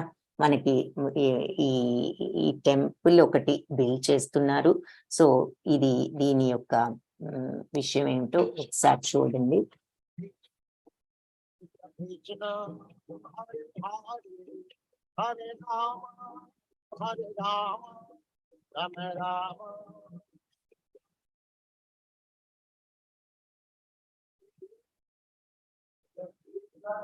సో ఈ టెంపుల్ కన్స్ట్రక్షన్ కి మీరు ఏదైనా సరే ఏదైనా ఇవ్వాలనే ఉద్దేశం ఉంటే ఇందులో ఫోర్స్ ఏమీ లేదు, విషయం చెప్పాలి కాబట్టి చెప్తున్నాము. ఇక్కడ ఒక దేవాలయ నిర్మాణం జరుగుతోంది.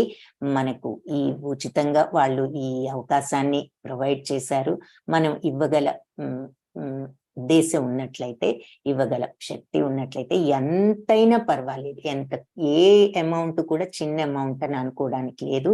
ఎంత చిన్న అమౌంట్ అయినా మీరు ఇవ్వాలి అనే ఉద్దేశం ఉంటే ఇవ్వడానికి ఒక అవకాశం ఉన్నది అని చెప్పడానికి ఈ విషయాన్ని తెలియజేస్తున్నాం. ఇందులో బలవంతం కానీ ఫోర్స్ కానీ ఏమీ లేదు.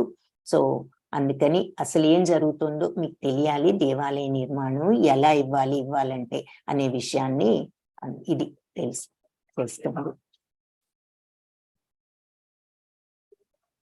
సో ఈ దేవాలయాల్లో మరి మీరు ఇవ్వాలంటే చాలా ఈజీ. డొనేషన్ గూగుల్ పే ద్వారా ఇవ్వచ్చు, నెట్ బ్యాంకింగ్ ద్వారా ఇవ్వచ్చు, ఫోన్ పే ద్వారా ఇవ్వచ్చు, ఎలా అయినా ఇవ్వచ్చు అన్నమాట. ఎన్నో రకాలుగా మార్గాలు ఉన్నాయి ఇవ్వాలంటే.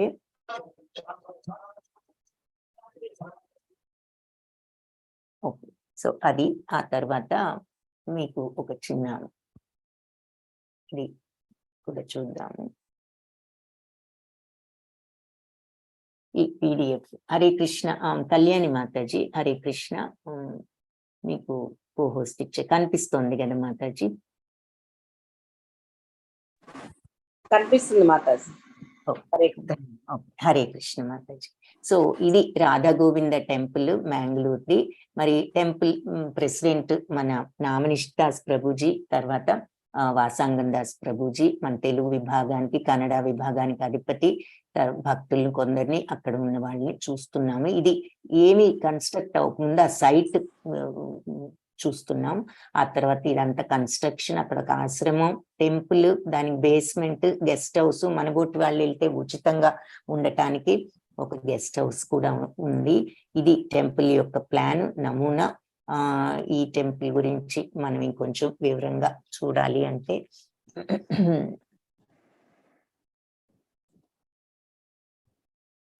సరే చూపిస్తాను. కనిపిస్తుంది కదా కళ్యాణి మాతాజీ? ఇది కనిపిస్తుంది మాతాజీ. ఓకే మాతాజీ.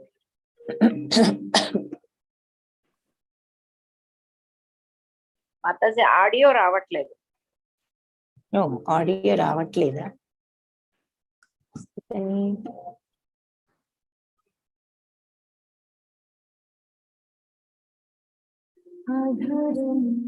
రావట్లేదా మాతాజీ? ఇప్పుడు ఆఫ్ చేశాను, ఇప్పుడు వస్తోందా మాతాజీ?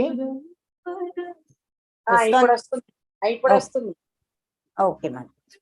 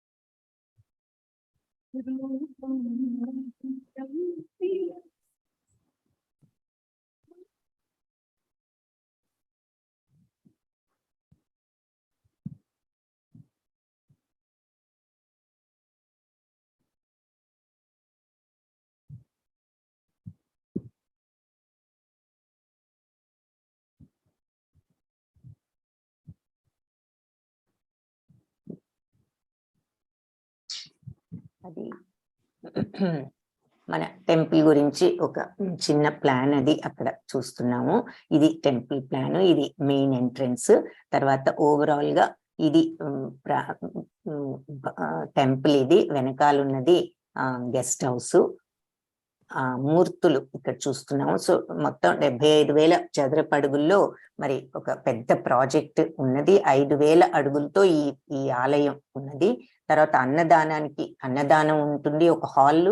తర్వాత అక్కడ చిన్న రెస్టారెంట్, స్టీమ్ కిచెన్. ఆ కిచెన్ లో మరి అన్నదానానికి రోజు వంటలు. గోశాల ఒకటి ఉన్నది. గెస్ట్ రూమ్స్ మనబోటి వాళ్ళు వెళ్తే ఉండటానికి ఇక్కడ ఈ వెనకాల బిల్డింగ్. బ్రహ్మచారుల ఆశ్రమం ఉన్న ప్రభుజీలు వాళ్ళు ఉండటానికి ఒక చిన్న ఆశ్రమం ఈ పక్కన కనపడేది అది. తర్వాత ఒక ఓపెన్ ఎయిర్ ఆడిటోరియం, మరి పూజలు అవి జరిగినప్పుడు సెమినార్ హాల్స్, ఇవన్నీ కూడా. కళ్యాణి అనేటటువంటి ఒక కోనేరు కూడా ఉన్నది. నెక్స్ట్ ఇయర్ కి కంప్లీట్ గా అయిపోయే ప్లాన్ లో ఉన్నారు.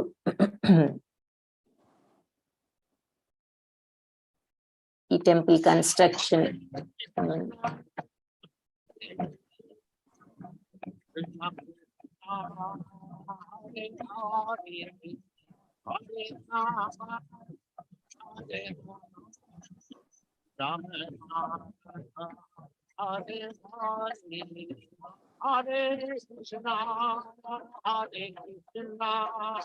సో ఇక్కడ ఇప్పుడు ప్రస్తుతం ఇక్కడికి మూవ్ అయ్యి టెంపుల్ ఈ బ్రహ్మచారుల ఆశ్రమంలో కొనసాగుతోంది. ఈ పెద్ద టెంపుల్ ఇంకా అవ్వలేదు. సో దీనిని పూర్తి చేయడానికి ప్రయత్నాలు జరుగుతున్నాయి.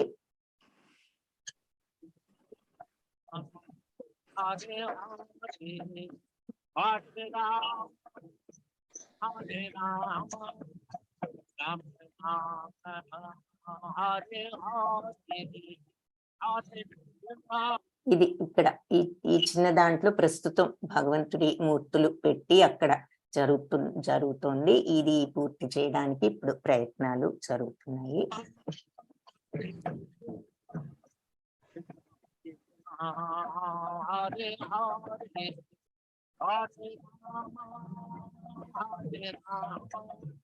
సో పూర్తయితే ఇలా ఉంటుంది. ఇది ఇప్పుడు బ్రహ్మచారుల ఆశ్రమంలో టెంపుల్ ఉంది. పూర్తయిన తర్వాత ఇది టెంపుల్ అవుతుంది.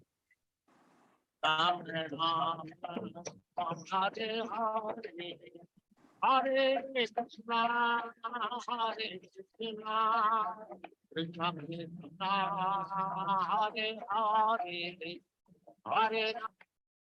సో ఇది మరి మీరు ఈ టెంపుల్ కి ఏదైనా ఇవ్వాలి అనుకుంటే రకరకాలుగా ఒక 500 ఇవ్వాలంటే మత్స్య సుధామ సేవని, కూర్మ సుధామ సేవని, వరాహ సుధామ, ఇలా రకరకాల దీంట్లో ఏదైనా ఇవ్వచ్చు. ఇది ఏది కాకపోతే మీరు ఎంత ఇవ్వాలనుకుంటే అంత ఇవ్వచ్చు. తర్వాత అలా కాకుండా 1 టైం సేవ, మంత్లీ సేవ, అన్నదానానికి ఇవ్వాలంటే ఇవ్వచ్చు, ఒక్క ఇటుకరాయికి ఇవ్వాలంటే ఇవ్వచ్చు, ఒక చదరపడుగుకి ఇవ్వచ్చు. మరి లైఫ్ మెంబర్షిప్ ఇది ఒకటి చాలా ఇంపార్టెంట్. ఇది మీకు అసలు ముందు ఎలా ఇవ్వాలి అంటే, సపోజింగ్ ఒక 500 ఈ సుధామ సేవ ఇవ్వాలనుకుంటే అది క్లిక్ చేసాము అంటే మీకు కనిపిస్తుంది కదా కళ్యాణి మాతాజీ స్క్రీన్? కనిపిస్తుంది మాతాజీ. ఓకే, ధన్యవాదాలు మాతాజీ. సో ఇక్కడ 500 కి క్లిక్ చేసాము, అమౌంట్ అక్కడ వచ్చింది. సో మీరు మన పేరు రాస్తాము ఇక్కడ, ఆ తర్వాత ఈమెయిల్ మన పెడతాము. సో అలాగే ఫోన్ నంబరు, ఆ తర్వాత మన అడ్రస్, పిన్ కోడ్, తర్వాత పాన్ నంబర్ అక్కర్లేదు. ఓన్లీ పెద్ద డొనేషన్స్ ఏదైనా ఉంటే మీకు ట్యాక్స్ బ్రేక్ కావాలి అనుకుంటే పాన్ నంబర్ పెట్టొచ్చు, లేదంటే అక్కర్లేదు. అప్పుడు పే అని గనక క్లిక్ చేస్తే ఈ ఇన్ఫర్మేషన్ అంతా పెట్టి మీకు ఈ స్క్రీన్ కనిపిస్తుంది. ఇక్కడ మీరు ఫోన్ పే చేయొచ్చు. కాబట్టి నేను ఫోన్ పే చేయాలంటే అక్కడికి వెళ్ళి మన యూపీఐ ఐడి అది పెట్టామంటే మీరు వెంటనే పే నౌ నొక్కారంటే ఈ అమౌంట్ పే చేస్తాం అన్నమాట ఫోన్ పే ద్వారా. అలాగే గూగుల్ పే కూడా చేయొచ్చు. దానికి కూడా మన మొబైల్ నంబర్ కానీ అది పెట్టామంటే ఫోన్ నంబరు పే నౌ నొక్కామంటే అది పే వెంటనే చేసి, అంత ఈజీ అని. తర్వాత క్రెడిట్ కార్డుతో చేయాలనుకున్న వాళ్ళు కార్డ్ నంబరు, ఎక్స్పైరీ డేటు, వాళ్ళ కార్డు మీద ఏ పేరు ఉంటుందో ఆ పేరు, వెనక 3 నంబర్లు ఉంటాయి, ఆ 3 నంబర్లు పెట్టి పే నౌ నొక్కితే పే అయిపోతుంది. నెట్ బ్యాంకింగ్, అలాగే నెట్ బ్యాంకింగ్ నొక్కితే నెట్ బ్యాంకింగ్ లోకి వెళ్తారు. మీరు యూజర్ నేమ్, పాస్వర్డ్ లాగిన్ అయ్యి అక్కడ కూడా పే చేయొచ్చు. సో ఇలా రకరకాల మార్గాలు ఉన్నాయి. మీరు పే చేయాలంటే మీకు ఎలా వీలైతే అలా పే చేయొచ్చు. మన నంబర్లు ఇవన్నీ పెట్టేసి సో అది అంటే మీకు చూపించడానికి పేమెంట్ ఎలా చేయాలని అనేది. సో ఇవన్నీ కూడా సేమ్ థింగ్ అలాగే చేయొచ్చు. ఇక్కడ మరి ఇస్కాన్ లైఫ్ మెంబర్షిప్ అనేది ఉంది. ఈ లైఫ్ మెంబర్షిప్ తీసుకుంటే ఏమవుతుందంటే మీకు మీ పేరు మీద ప్రతి పండగకు పూజలు అవి జరుగుతూ ఉంటాయి. ఆ తర్వాత మీకు ఫ్రీగా ఒక భాగవత సెట్ అంతా వస్తుంది. అది 10 పుస్తకాల పైన ఉంది. ఆ వాల్యూమ్స్ అవన్నీ కూడా ఫ్రీగా ఇస్తారు. మీరు ప్రపంచంలో ఏ ఇస్కాన్ టెంపుల్కి వెళ్ళినా మీ ఫ్యామిలీతో సహా మీరు ఫ్రీగా అక్కడ ఉండొచ్చు. మీకు మెంబర్షిప్ కార్డ్ ఇస్తారు. సో ఎక్కడికి వెళ్ళిన వరల్డ్ లో మీరు ఆ టెంపుల్లో మీరు గెస్ట్ హౌస్ లో ఉండొచ్చు. సో అది ఒకవేళ కాబట్టి అయితే ఇది ఎక్స్పెన్సివ్ అయినా దీనివల్ల బెనిఫిట్స్ ఎక్కువ, 35,000 ఉంటుంది. సో అది కూడా ఇలాగే సేమ్ వేలో మన యొక్క పేరు రాసేసి ఆ తర్వాత మన ఈమెయిల్ పెట్టేసి ఆ తర్వాత మన ఫోన్ నంబరు, మళ్ళీ అడ్రస్, ఇందాకట్లాగానే మళ్ళీ అడ్రస్ పెడతాము. ఆ తర్వాత దీంట్లో మాత్రం మేబీ డేట్ ఆఫ్ బర్త్ అవసరమైతే పాన్, లాంగ్వేజ్, భాగవతం ఏ లాంగ్వేజ్ లో కావాలో ఆ లాంగ్వేజ్ లో పెట్టుకోవచ్చు. మనం పెట్టుకుని పే అన్నామంటే అది వెళ్ళిపోతుంది.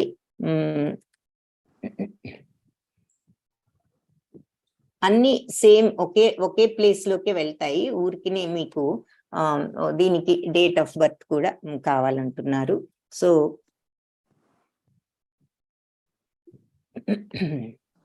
పాన్ నంబర్, దీనికి ఐ థింక్ పాన్ నంబర్ కూడా పెట్టాలి. సో పెడితే పేమెంట్ మాత్రం సేమ్ వే ఇందాక ఎలా చూసామో అదే రకంగా పే చేయొచ్చు. సో అది అయితే దీనికి ఒకేసారి పే చేయలేకపోతే 35,000 పెద్ద అమౌంట్ కాబట్టి ఇన్స్టాల్మెంట్స్ మీద కూడా పే చేయొచ్చు. ఇన్స్టాల్మెంట్స్ క్లిక్ చేసినా కూడా ఇదే వస్తుంది. ఒకేసారి 35 కాకుండా మనమే అమౌంట్ పెట్టొచ్చు అన్నమాట. 1 year లోపు ఆ 35,000 పే చేసేటట్లుగా మనం డివైడ్ చేసుకుని 35,000 ని ఒక 3,000 per month అనో ఏదో పెట్టుకున్నామంటే మనం అలా కూడా చేసుకోవచ్చు. ఆ ఇన్స్టాల్మెంట్స్ ద్వారా ఆ మెంబర్షిప్ అది తెచ్చుకోవచ్చు. ఇకపోతే ధర్మకర్త సేవ, ధర్మాధికారి, ఇలా రకరకాల స్థాయిల్లో మనం ఇవ్వగలిగిన మన శక్తిని బట్టి, మన యొక్క దీనిని బట్టి మనం ఇవ్వచ్చు. సో అది ఈ విషయాన్ని మీకు జస్ట్ చూపిస్తే, తర్వాత మళ్ళీ ఎన్ఆర్ఐస్ ఎవరైనా ఉంటే namadasa@gmail.com కి ఈమెయిల్ చేయండి. ప్రొసీజర్ ఏంటో అప్పుడు మీకు వివరిస్తారు. ఆ తర్వాత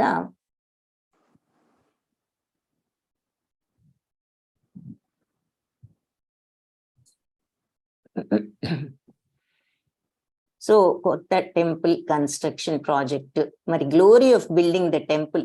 ఇది టెంపుల్ కన్స్ట్రక్షన్ యొక్క ఇంపార్టెన్స్ ఏమిటంటున్నారంటే, మరి 7 జన్మల పాపాలు కూడా తొలగిపోతాయి. తర్వాత మన పితృదేవతలను కూడా మనము మోక్షాన్ని కలిగించవచ్చు అని స్కంద పురాణంలో ఆలయ నిర్మాణానికి తోడ్పడితే వచ్చిన పుణ్యం గురించి రాశారు. అలాగే మనం ఇక్కడ ఈ ఆలయ నిర్మాణానికి ప్రయత్నంలో సహకరించిన కట్టిన భగవంతుడు మనకు అక్కడ ఒక ఇంటిని ఏర్పరుస్తాడు ఆధ్యాత్మిక ప్రపంచంలో అని ప్రభుపాద చెప్పారు. అది ఇక్కడ చూస్తున్నాము. తర్వాత మరి ప్రస్తుతం ఈ గురువులు వీళ్ళని చూస్తున్నాం. ప్రభుపాద టెంపుల్ అంటే మరి people should come, people should learn the science of God. Temple means spiritual education centre. మరి ఈ స్పిరిచువాలిటీ, ఆధ్యాత్మికత నేర్పించే చోటు అని చెప్తూ అందరూ రావాలి, ఆధ్యాత్మిక నేర్చుకోవాలి, అదే ఆలయం అంటే అని చెప్తున్నారు. ఎందుకు అసలు ఈ ఆలయం కావాలి అని మనకు ఒక డౌట్ వస్తే, మరి ఇక్కడ ప్రశాంతత, మరి ఆధ్యాత్మిక అట్మాస్ఫియర్ ని క్రియేట్ చేసి మనకు అందించే ప్రదేశం, మనకి నాలెడ్జ్, ఇది ఆధ్యాత్మిక జ్ఞానాన్ని అందించేటటువంటి ప్రదేశం.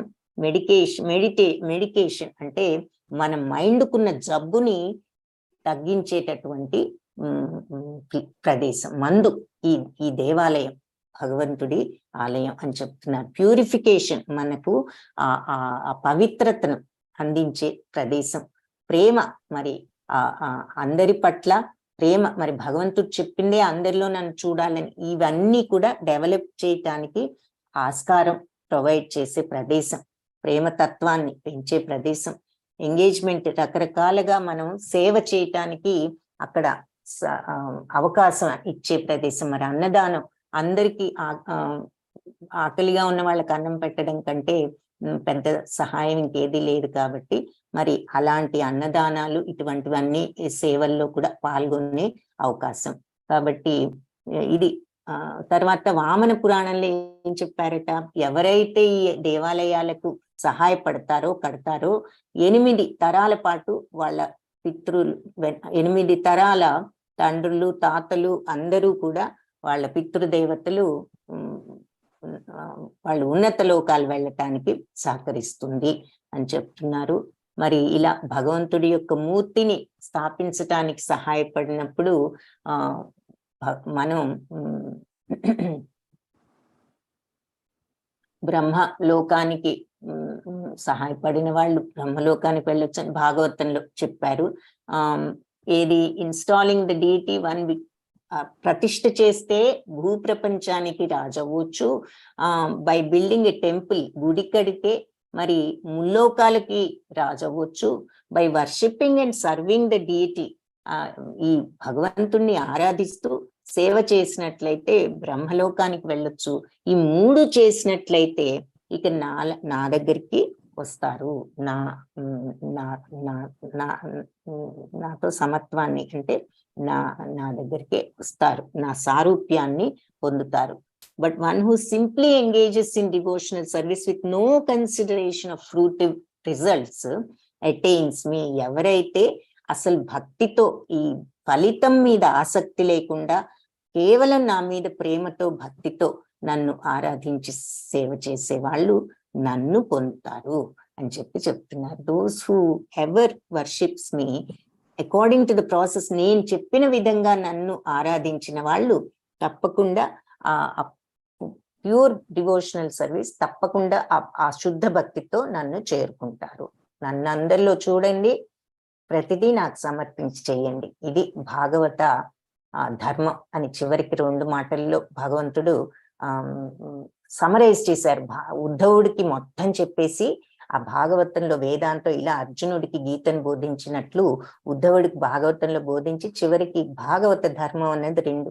అందరిలో నన్ను చూడు, అన్నీ నాకు సమర్పించి చెయ్యి. అది భాగవత ధర్మం. దీనికి శ్రద్ధ అనేది ఉండాలి ముందు అని కూడా చెప్పారన్నమాట.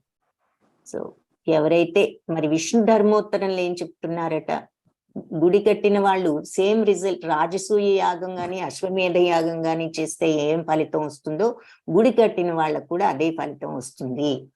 కాబట్టి ఎన్ని కణాలు, ఎన్ని యాటమ్స్ ఉన్నాయో ఆ టెంపుల్, ఆ గుళ్ళో అన్ని వేల సంవత్సరాలు వాళ్ళు స్వర్గలోకాల్లో ఉంటారు అని విష్ణు ధర్మోత్తరంలో చెప్పారు. పద్మపురాణంలో ఏం చెప్పారంటే, మరి ఈ భగవంతుడి ఆలయం కట్టడానికి సహకరించినప్పుడు మళ్ళీ ఎవరైతే సహకరిస్తారో మళ్ళీ ఈ ప్రపంచానికి తిరిగి రారు, భగవంతుడి విష్ణుధామానికే వెళ్తారని పద్మపురాణంలో చెప్పారు. నరసింహ పురాణంలో ఏం చెప్పారంటే, ఎవరైతే కడతారో, కట్టడానికి సహకరిస్తారో వాళ్ళందరూ కూడా పాపాల నుంచి విముక్తులై వైకుంఠ లోకాలకు వెళ్తారు అని నరసింహ పురాణంలో చెప్పారు. శ్రీలా ప్రభుపాద అన్నారు, if you build a temple of lord in this world, he will build a palace for you in the spiritual world Vaikuntha. మీరు ఇక్కడ సహకరిస్తే, ఇక్కడ టెంపుల్ కడితే మీకు ఆధ్యాత్మిక ప్రపంచంలో ఆయన ఒక భవనాన్ని కడతారు వైకుంఠంలో అని ప్రభుపాద అన్నారు అని చెప్తున్నారు. ఇస్కాన్ బెంగళూరు యాక్టివిటీస్ అంటే వీళ్ళు చేసేటటువంటి సేవలు ఏమిటంటే, గీత పుస్తకాన్ని మరి అన్ని పిల్లలందరికీ ఇవ్వటం, కాలేజెస్ లో స్కూల్స్ లోకి వెళ్ళి వీళ్ళందరికీ భగవద్గీత బుక్స్ ఇవ్వటం, వీళ్ళందరికీ భగవద్గీతను గురించి బోధించటం, ఈ పిల్లలందరికీ మనబోటి వాళ్ళందరికీ నేర్చుకోవడానికి సౌకర్యాన్ని కల్పించడం, ఇంట్లోనే ఉండి మనం ఎక్కడికి కదలకుండా ఇంట్లో ఉండి ఈ నేర్చుకునే ఈ అవకాశాన్ని ఇచ్చారు. ఆ తర్వాత మరి పండుగలు, భగవంతుడి యొక్క రథయాత్రలు ఇవన్నీ జరిపిస్తూ ఉంటాం వీళ్ళ యాక్టివిటీస్. ఇవన్నీ ఇట్లా పుస్తకాలు, పూజలు, ఇది టెంపుల్ కన్స్ట్రక్షన్. సో మండపం సేవ, రాధా గోవిందాలయం, గౌరనిత్తాయ్ అంటే మన చైతన్య మహాప్రభు ఆయన విగ్రహం, ప్రతి దానికి అయ్యే ఖర్చు చూపిస్తున్నారు. మనం దేనికి కావాలనుకుంటే అది మెన్షన్ చేయొచ్చు. గర్భగుడి దాని యొక్క ఖర్చు, మరి చైతన్య మహాప్రభు, నిత్యానంద ప్రభు వాళ్ళ విగ్రహాల ఖర్చు, మరి ప్రభుపాద విగ్రహం ఒకటి, రాధా గోవింద విగ్రహాలు, ఉత్సవ విగ్రహాలు, తర్వాత మరి ద్వారము, శయన సేవ, పల్లకీ సేవ, ఇలా రకరకాల ఖర్చులు ఉన్నాయి. పూజ ద్రవ్యం, మరి కిచెన్ భక్తులకు ఈ భోజనాలు, ఆ తర్వాత మరి ఈ ఆలయం లోపల మరి paintings, decorations, Chaitanya Mahaprabhu paintings, భగవంతుడు కృష్ణలీల పెయింటింగ్స్, తర్వాత మార్బుల్ టెంపుల్ కి పాదసేవనం అంటే మెట్ల ఖర్చు, ఆ తర్వాత గెస్ట్ హౌస్ రూములు, మనందరికి వెళ్తే ఉండగలిగే గెస్ట్ హౌస్ ఒక్కొక్క రూమ్ కి ఎంత అవుతుంది, బ్రహ్మచారుల ఆశ్రమం, ఇవన్నీ కూడా చూస్తున్నాము. గోవింద రెస్టారెంట్ ఒకటి, కళ్యాణి సేవ, కోనేరు ఉన్నది, కళ్యాణి అనేది దాది, గోపురం సేవ, ఇది గోపురం దాని నిర్మాణ ఖర్చు, ఇలా రకరకాలుగా ఇదంతా ఓవరాల్ గా టెంపుల్ యొక్క నమూనా. సో ఇదంతా ఎస్టిమేటెడ్, మరి పెద్ద ప్రాజెక్టు. సో దీనికి ఉడతా భక్తిగా మనం ఎంత చిన్న అమౌంట్ అయినా ఇవ్వగలిగితే మనం సహాయపడిన వాళ్ళం అవుతాము. కాబట్టి ఇవ్వగలిగే పరిస్థితి ఉంటే తప్పనిసరిగా ఈ అవకాశాన్ని వినియోగించుకోండి. ఇది మంచి పర్పస్కే వెళ్ళి ఉపయోగపడుతుంది. కాబట్టి వీలైతే చేయగలిగితే, ఇందులో మళ్ళీ చెప్పేది ఏంటంటే కోర్స్ ఏమీ లేదు, విషయం మీకు తెలియజేయాలి, ఇలా జరుగుతోంది, ఇది ఉన్నది, ఇచ్చే అవకాశం ఉన్నది, మనం ఇవ్వగలిగితే అన్న విషయం కోసం మీకు డీటెయిల్స్, ఏం జరుగుతోంది, దేనికి ఉపయోగపడుతుంది డబ్బు అనుకున్నప్పుడు ఆ డీటెయిల్స్ అన్ని కూడా ఇక్కడ మనం చూస్తున్నాం అన్నమాట.